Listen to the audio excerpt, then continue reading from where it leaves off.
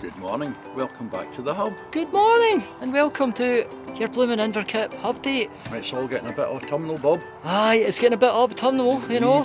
The leaves are turning, as you see, they're starting to go that kind of golden. Winter foliage is happening, mate. Oh well, yes, it's, you know, these things need to happen occasionally. You know? I know. But it's no good to be back in the garden. It's been Brilliant a while. To be back. Brilliant to be back. Love being back in here. We'll have a wee wander around, see the autumnal colours that are about. Let's see if we can turn that round, Andy. Have a look at that. As you can see, the Rebecca's are doing great. You can see autumnal colours of the sedums there, bright red and flower, attracting the pollinators. For Cosmea Emily Mackenzie there, just about going over the grass and flower, and look at that, absolutely fantastic foliage about to come from that. So again, the sedums are really, now as we move over, you can just see that autumnal feel that's just coming into the feel in the area and just the way the garden is. One thing is for sure is that autumn is upon us. Well, we've been away, we have been busy, we've been harvesting. Great season for apples, especially these ones. These will be going into chutneys, and these are Lewis black potatoes, and again everything, sweet peas in flower. Roses reflowering again, that's rolled now. Our banana plant, this is our Inseti, and of course our lovely dahlias. Hi guys, we are round at the compost heaps and we have a gift. We were donated some beer kind of overspills from the spill trays of the pub. Beer is amazingly handy, old beer, and it is. Here's a sample I produced this morning whilst being slightly dehydrated. No, it's brilliant in a number of things. It's really good in beer traps. If you're bothered with slugs, you can put them in beer traps.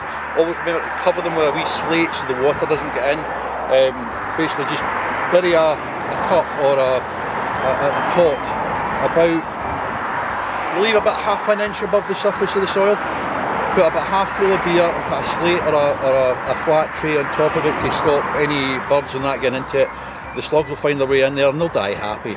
The other thing it's really good for is a compost activator. It's really good for getting the compost sped up. So we've got a fresh bay that Robert has just dug this very morning. This is all the stuff that's come out of the veg beds. You'll see there's nasturtiums and there's kale and all sorts of stuff in here. So what we're going to do is just very carefully. It's like an experiment really, isn't it? Yeah.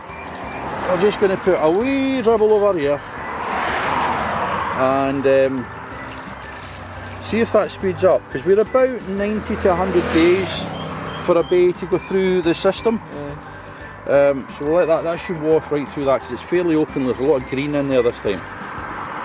It's later in the season, Andy. Sure. Oh my! Holy moly! This Thixton's all peculiar. Anyway, mate. That's the first part of the experiment. Yeah, we'll just wait and see. What we're going to do now is we're going to go and slide the other bucket. Because the other bucket's full of something else. The other bucket's full of flavour. So it's only, and I like good night. So now that we're here back in the garden, you actually find us over at our friends over at the Inverkip Hotel. And we're looking to think ahead for spring. It's now bulb planting season as you get into October, get into November, and we're thinking, well, maybe it's time just to get the spring bulbs out and get them in the ground. As we have a wee look round at the planters that we planted or helped planted, the school children planted earlier on in the year over at the hotel, we can see we're obviously getting to this time of the year where things are going over, but have a look at this grass. This is Stipa tenuissima, and that's still putting on a great display. So when the wind goes, you get that movement. Some of these will get cut back. This is the Geum totally tangerine. It's a hosta, as you can see, it's just about going over. Another grass here, it's a taller grass. I think this is Calamacolostris, probably Carol Foster, I think. And again, same thing here. We've got a digitalis. This is a foxglove that's been cut back, flowers have been cut back. And really at this time of year you just want to give your plants a bit of a mulch. So the peony here has been cut back to the ground, and this will start going up in springtime, or maybe just a bit after springtime. And then this hooker is still giving us a bit of interest with the foliage. Now, as I said, one of the things you can definitely do this time of year, going into October and going into November, is plant up your spring bulbs. Normally when we get to October, we're looking at daffodils. Getting to November, we're looking more into kind of tulips. But another thing you can do as well is if you've got planters and pots and so on, you can plant up a nice spring and winter display, and that's what we're going to try and do today.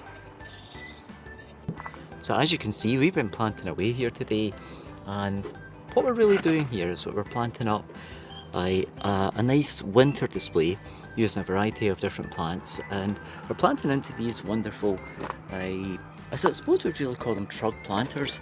They're solid, very kind of heavy, and these have been seen a bit of planting in their time, but they're still great, especially for planting up a window display.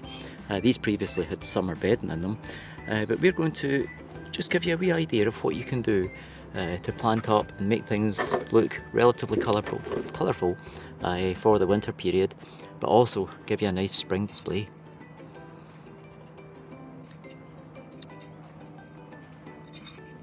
So one of the things we're going to do first of all, as you can see, we've got some horticultural grit here, and we're just going to put some of this in the base of the planter, so that we've just got, there's a couple of holes in the planter, and it's just so we're adding to the drainage for what we're going to put in.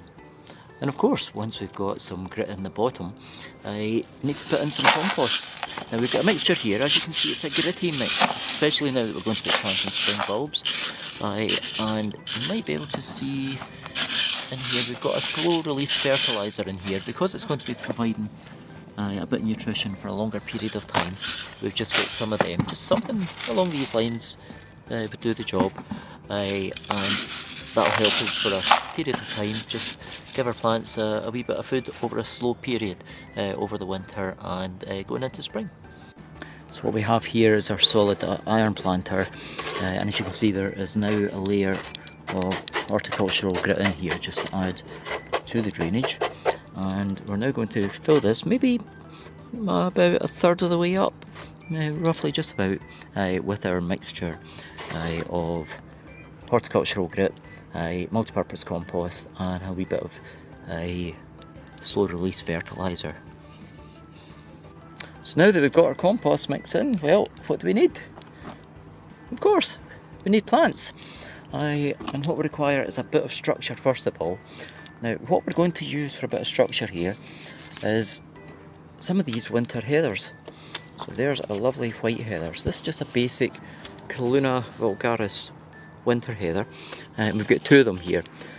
So I think what we're going to do is we're going to put one at each corner, as you can see over there, and we put one at this corner, and we've got a nice pink one, just a wee bit smaller in the middle.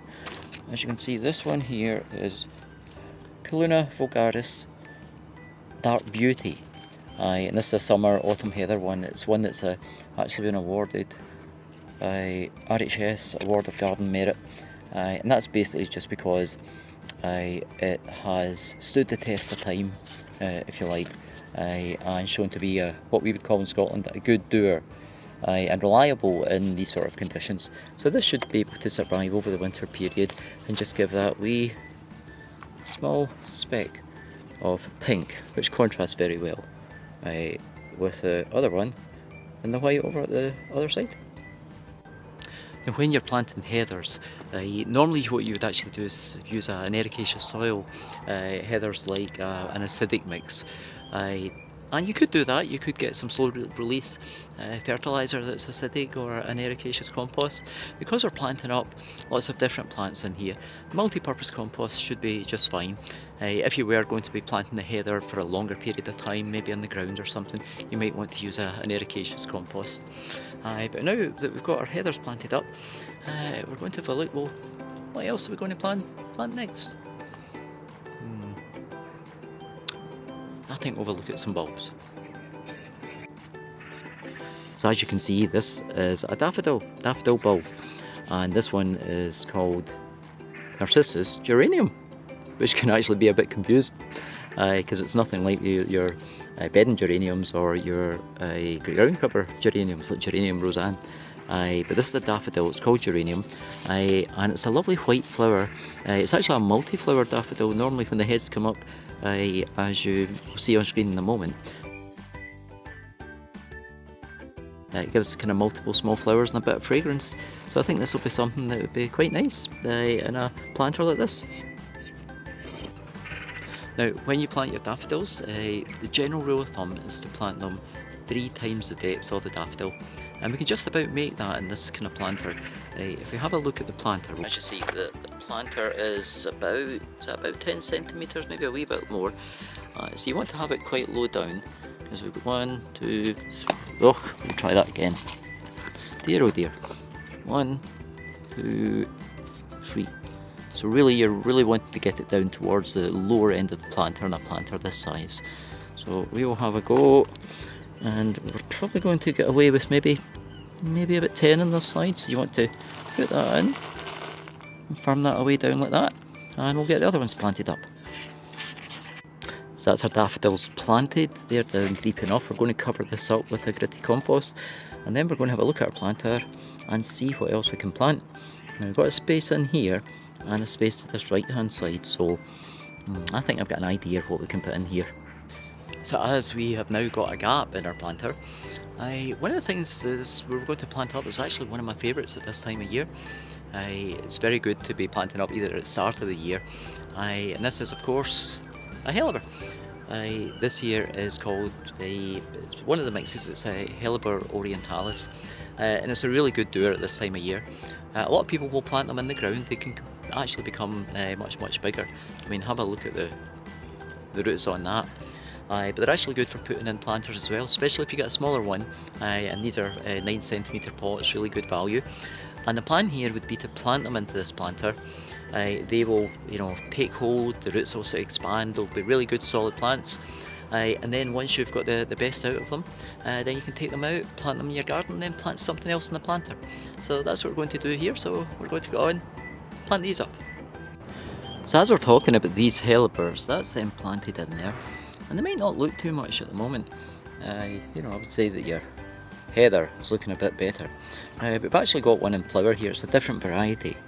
Isn't that a lovely wee flower? And they tend to come into, look at that, and they tend to come in to flower around about December, January, February, that sort of time frame. So hopefully once we get into that sort of time of year, this should still be looking good. We should have this in flower, something like that. It's a mix, so there's lots of different varieties, and that should be looking good. And then thereafter we should be having our daffodils coming up, so fingers crossed. So now moving on, we've got some structure now into the planter. So we've got a couple of heathers each side in the middle. We've got our hellebores. Hopefully they'll be flowering as we get towards the end of the year, start of next year. We've got our daffodils in underneath. Hopefully they'll be pushing our way up. But we need something on top, something to give us a wee bit of colour at the moment. And there's nothing better than a hardy winter pansy or violas or something like that. So we're going with a winter pansy. This one that we have here, so it's Pansy Delta Beaconsfield Violet, and we've got an orange one. So we're going to have a look at them. We're going to put them on top and see how they do. So these are our pansies. This is the one we're saying it's, there we go, it's an orange one. So it's Beaconsfield Pure Orange. And there we go. And now that that's started flowering, if we put a few of these in here, this will potentially flower, especially if you deadhead them all throughout the winter. And we've got a lovely one over here, that's a violet one. The wee touch of white it says here, though I don't really see that in there. But a wee combination of the two of them should look very good, so we'll get these planted up on top. So when we're planting these up, what I like to do is actually, especially if it's not root bound, is just to crumble away with some of the compost there. Bearing in mind that the daffodils that are underneath, you can just see maybe one of them in there, are going to be pushing up and pushing through. So when these are kind of dying back and being deadheaded, they should still continue to flower. There's a lovely wee flower in there about to arrive. but you want the daffodils to be able to push up through there and come up through the sides. So we're just going to crumble that way, keep the roots intact, and then firm it in. There we go, so we're getting there now. We now have all the pansies are in place, and we've kind of tried to do it where we've got the orange and then the violet and then the orange. And we've added a layer of compost up to the top. But we're going to do something additional. So what we have here now, just to add in another wee bit of spice, these are actually smaller daffodils. So if you look at the size of the bigger daffodil bulbs, see if we can find one here. Have a look at the size of that one compared to that one. And this is a miniature daffodil. It's actually one of my favourites. And this one is actually called Narcissus Jetfire. And I think one of the reasons it's called Jetfire is that when you see it, it's got a lovely, it's a small daffodil, maybe about 12-15 centimetres in height, but its actual petals kind of hang back a bit like that instead of being that way, and it's got a lovely orange centre. So these are miniatures, and we've got about 10 of these, and I think we're just going to put 4 or 5 in, maybe just at the sides, just to give us that wee hit of darker yellow and orange, which will maybe contrast the white daffodils if they come up with the orange centre. So as you can see, what we're doing is over where we've got the white heathers, we're just putting these small miniature daffodils right in at the side, and doing the same over here. We've got one more to go, so what we're doing is we're just pushing in there. Again, rule of thumb, 3 times the depth roughly, so about that there. And we'll cover them up, and hopefully, all being well, if none of these rot off, we'll have the white daffodils pushing up there, pushing up through where the pansies are, come April time, and then we'll have these ones coming up maybe a wee bit earlier and giving us a wee hint of colour over at this side. So again, fingers crossed, hopefully that works. Now another tip when you're doing these planters, or you're doing something similar, is you've got a bit of colour here as you get into the winter period. You've got these with a bit of structure. As you move on, you'll get a wee bit of structure coming through, and you'll get the lovely wee flowers of the hellebore that we showed you earlier. Then these should still be in colour, and then you'll get the daffodils coming through. But of course, after daffodils, normally when you get to May time, if you want to prolong things a wee bit further, you can actually take these plants out. You might want to keep the heather, but the hellebore, I would maybe advise, if you're doing that, take that out. That can go into the ground, that will keep flowering in the ground. And then you've got a couple of spaces here, maybe a space for a pot, maybe a space for a pot. And of course, once you get your daffodils, thereafter, you can go for some tulips. And what we are going to do, this is a tulip called Passionale. I think that's how you pronounce it anyway. And I think this is a really lovely pink tulip. So we're going to just get a wee pot of gritty compost. I'm going to see how many we can fit in here. There we go. Over 5. We might get 6 in there. There we go. How's that? 6. What we're going to do is we're going to cover that up. We're not going to plant that at the moment. Instead of planting it, as in putting it in the actual planter, what we're going to do is we're going to cover it up with the gritty compost, and then we'll maybe put that in a cold frame. We'll grow that over the winter period, wait till that's in flower, and then we'll come back to the planter, and then once this is in flower, we'll maybe remove the hellebores, and then put in some tulips, put them in there, and just to prolong the life of the planter, and hopefully that will look good as we go into spring. And then once spring's over and done with, then think about moving into what you're going to plant in there and reusing your planter going into the summer months. So as you can see, we've done a few now, but there we go. It's a wee quick panoramic view. We've got the heather, we've got pansies in here. As you remember, underneath we've got the daffodils, daffodil geranium under here. Over in the corner we've got some jetfire daffodils.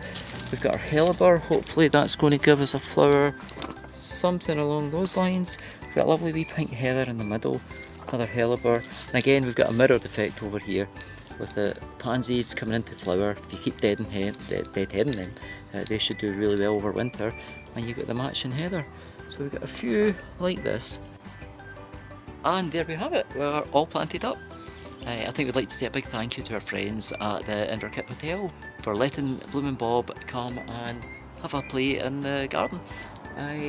Hopefully some of you enjoyed this. If you're thinking about doing a bit of planting up over the winter period, absolutely have a go at this. You can plant up your spring bulbs, you can plant up a wee bit of a winter planter, mix it together and enjoy some colour over winter and enjoy some colour when we get into springtime. So have a go at it. Thank you very much for watching, and hopefully we'll see you next time. So until then, have a good week. Until next week.